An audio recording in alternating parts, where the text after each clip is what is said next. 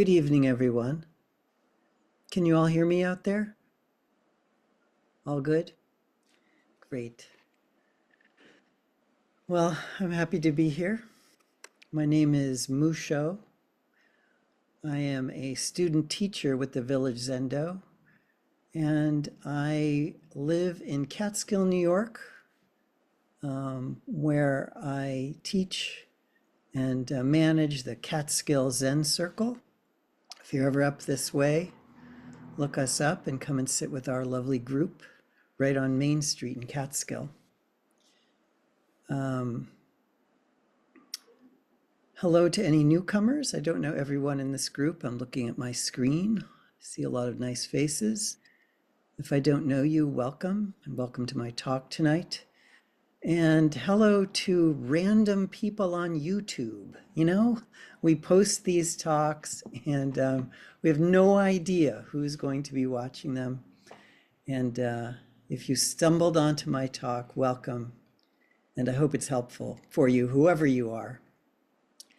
So winter is wearing on here in Catskill. We had some snow today and it's very wet, cold and dark outside. And I'm feeling pretty tired and dark and cold myself. There's been so much troubling news and the terrible fires in Los Angeles and the dangerous and deluded actions of our president and his henchmen. It's very bad. But you know, it's not bad for everyone. For Republicans, it's a whole different thing. And I was thinking about, it's for them, it's like the Norman Rockwell painting of the Thanksgiving dinner. Do you ever see that painting? It's like that for them. It's a kind of a celebration, I guess, with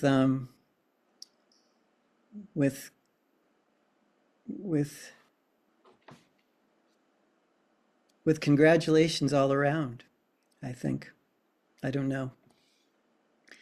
But it seems to me that the wheel of samsara, the wheel of suffering, just seems to be speeding up and turning instead of slowing down, which is what we work on in our Zen tradition. And I think that's one of the things that makes it so frustrating to see the wheel of samsara spinning even harder than before. Because, you know, as Zen practitioners, when we sit in meditation, we get to notice actually the source of the turning and the source of the suffering that is in ourselves and actually the whole world, because ourselves and the whole world are the same thing. And even inside us, greed, anger, and ignorance churns sometimes. I guess it does for me. I feel like I'm standing on a bridge and I'm standing on a bridge and I'm watching a party boat that's full of drunk people and they're slowly drifting towards Niagara Falls. And I'm shouting and waving my arms, but they don't notice. And then I suddenly realized that I'm drunk too and I'm on the same boat and we're getting closer and closer to the falls. Anyway, that's the way it seems to me. And to illustrate the nature of the drunken party boat, tonight I want to present you with one of my favorite, absolute favorite, really top 5 koans. It's case 11 from the Mumonkan. Joshu sees the true nature of 2 hermits. I've always wanted to do a talk about this, and here goes. Now, I have some kind of nerdy notes on this. There's 2 translations of the Mumonkan that I've looked at over the years. The first one, of course, is by Zenkei Shibayama, that's the book that we use at the Village Zendo, like kind of as a textbook. And we study the koans there. But there's another translation by a Japanese teacher named Kōun Yamada. And both of these teachers were brilliant and had a complete understanding of the Mumonkan. But um, Yamada, Yamada's version is newer. It was actually published in 2004, and Shibayama Roshi's book is from 1974, so quite a difference. Um, Yamada Roshi himself is a very interesting character. His teacher was also the notorious Yasutani Roshi, who was also the teacher of our beloved Maizumi Roshi. So we have some connection to good old um, Yamada Roshi. And his book is a little more, I don't know, I always found it a little more inviting. So tonight I'm going to talk about case 11 from Yamada Roshi's book. And I'm going to read you the koan. Case 11 from the Gateless Gate. Joshu examines the hermits. That's what it's called in Yamada's book. So, Joshu went to a hermit's hut and asked, "Anybody in? Anybody in?" The hermit thrust up his fist. Joshu said, "The water is too shallow for a ship to anchor." Thereupon he left. Again he went to a hermit's hut and asked, "Anybody in? Anybody in?" The hermit too thrust up his fist. Joshu said, "Freely you give, freely you take away, freely you kill, freely you give life." And he made a profound bow.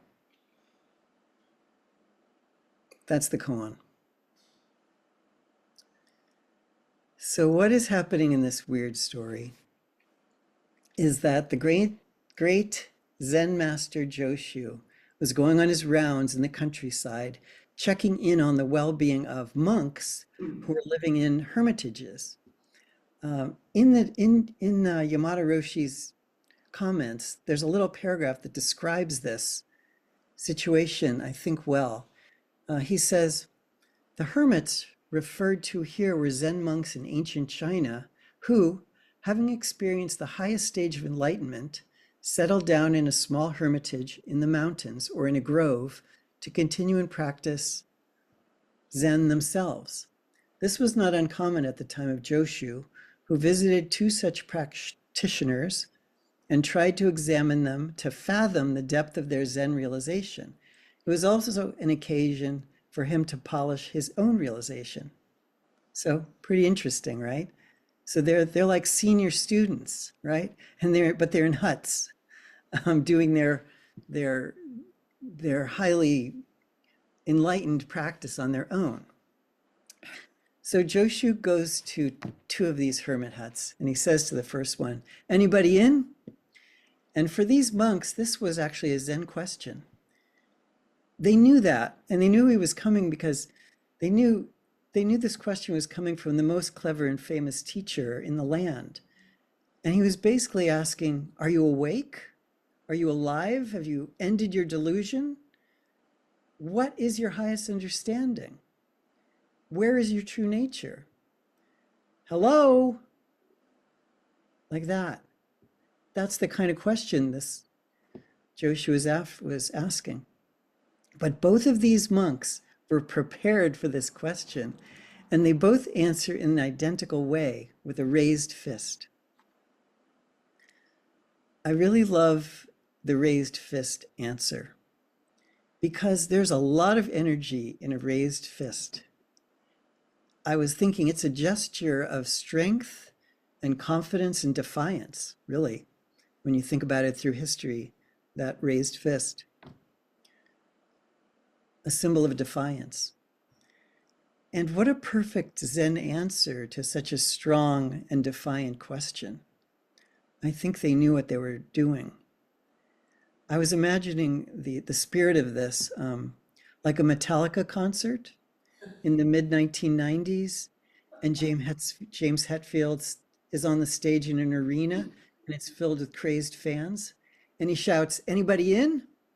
Then 70,000 fists go up, and they're like, "Shit, yeah, we're ready." And then the amps are on 11, and they start blasting "Enter Sandman."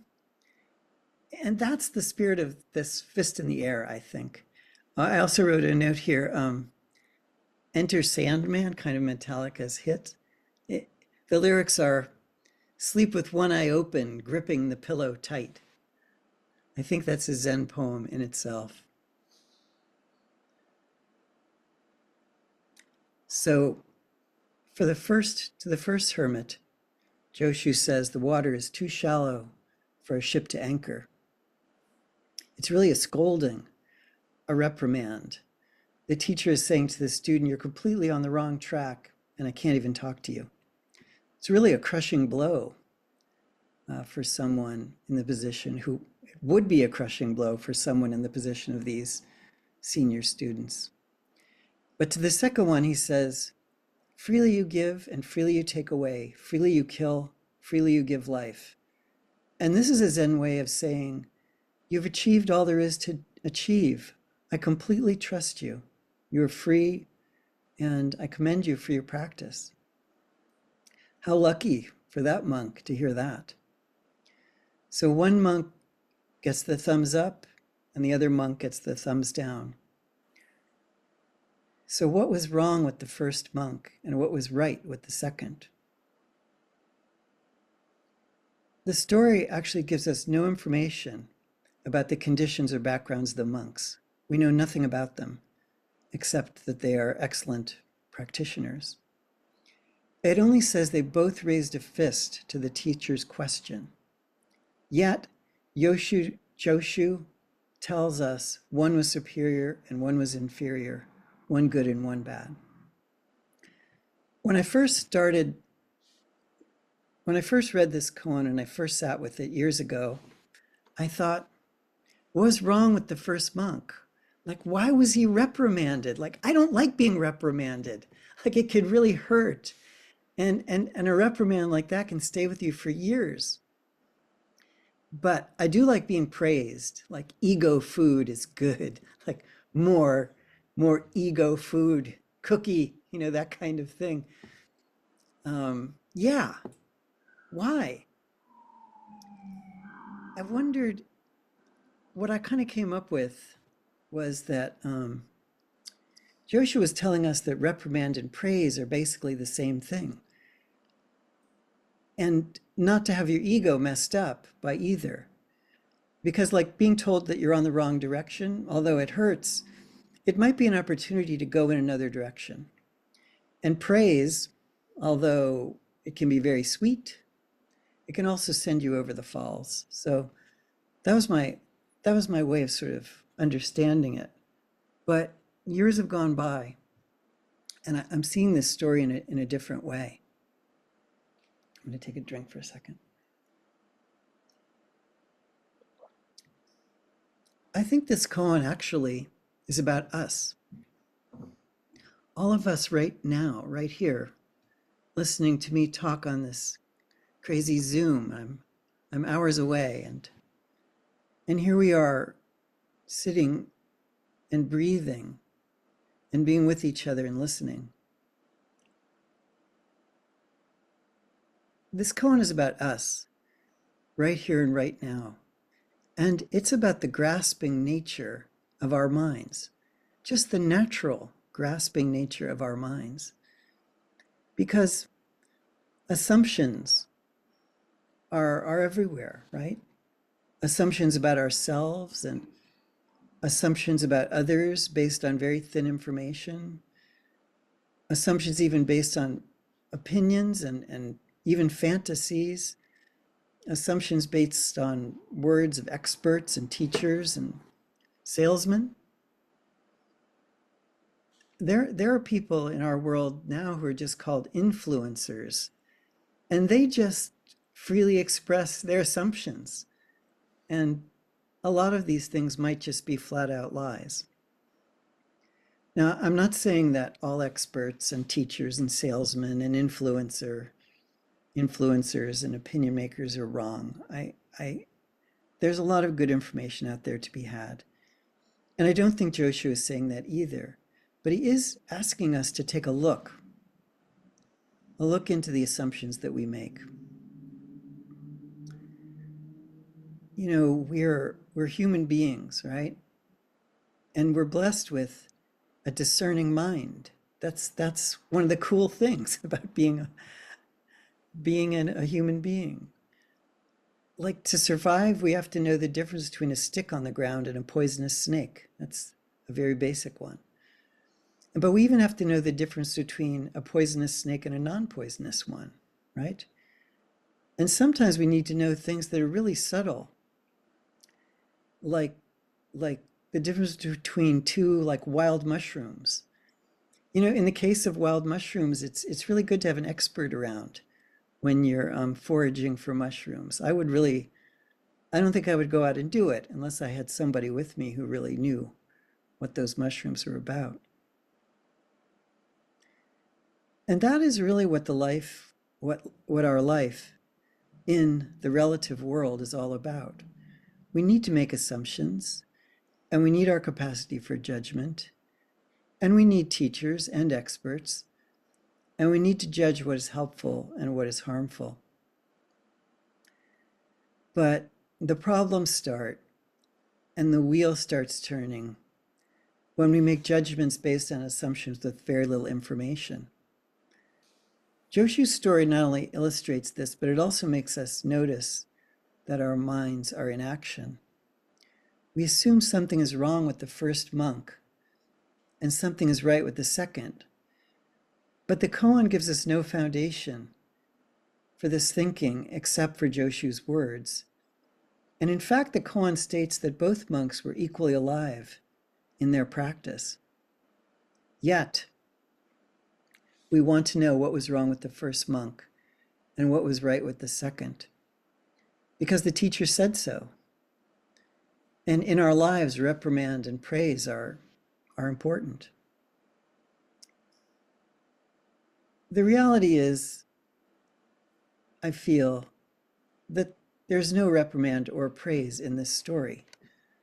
The reprimand and praise are in our mind. Right and wrong are in our mind too. And Joshu is begging us to examine our assumptions and look at the habits of our own mind. It's very difficult to look at the habits of your own mind. And this is why we do meditation, and this is why meditation is so helpful. It gives us time to do nothing but notice the habits of our mind, our thoughts coming and going, without any substance at all most of the time, just habit energies of our body. Just as our breath is going in and out, and our blood is circulating, and our fingernails are growing, we're thinking thoughts. It's the same thing.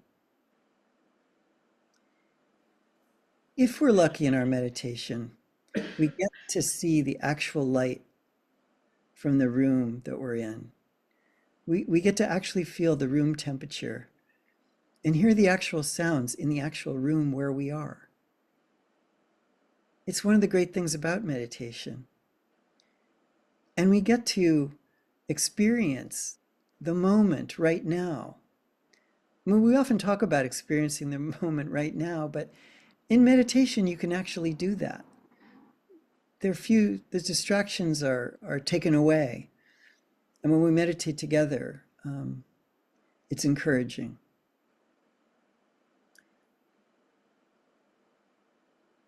When we do that, if we're lucky, we get to notice that there's an other side to the constant distinctions and distractions of the relative world. At the Village Zendo, we refer to it as the absolute world. In Kōun Yamada's version, he calls it the essential world. I really like that. It's a different translation, but it's pretty interesting. Maybe if you're lucky, you can experience a world without reprimand or praise, without distinctions, with nothing to grasp, nothing to let go of, no rock concerts, no party boats going over the falls, no political chaos, just wide open possibility. Essential is what Yamada Roshi calls it, because although we can't really understand the essential world or the absolute world, it's dependent on our crazy relative world for us to at least catch a glimpse of. You know what I'm saying? Like we can see we can only understand that the essential world is there by realizing we're in a crazy relative world. And these things are the two sides of a coin that can never be separated.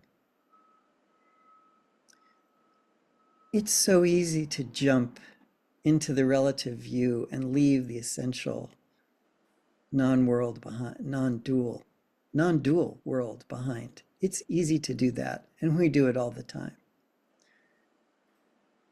So I guess my question is really, can we accept the story of the two monks? Can we accept the challenge that Joshu has presented with us? Because it really is a challenge. And can we look for ourselves at our own assumptions and our reactionary way of thinking? Can we take a look at that? You know, I'm asking you this, and I can barely regulate these tendencies in myself. I move as fast as I can towards comfort and praise and fun, nice things. And I run away, or at least I try to run away from reprimand and hardship and things that I don't want to do. When I see a pickup truck with Trump stickers on it, I make all kinds of negative assumptions. Negative assumptions is a nice way of putting it. That is why we do this Zen practice, to notice, to be aware, and to be able to raise a fist and say, shit, yeah, I'm in. Here's my closing poem. Winning and losing, this is the working of the mind. It gets out of control very easily. When the turkey dinner of delusion fills the room, Buddha nature is hidden. Few notice it is still there. Drunk on assumptions, judgment, and discrimination, the party boat is heading toward the falls. I'm waving my arms, but I'm drunk too. It's nearly hopeless. If I survive and the teacher asks me, anybody in? I'll raise my fist and say, shit, yeah. Thank you for listening.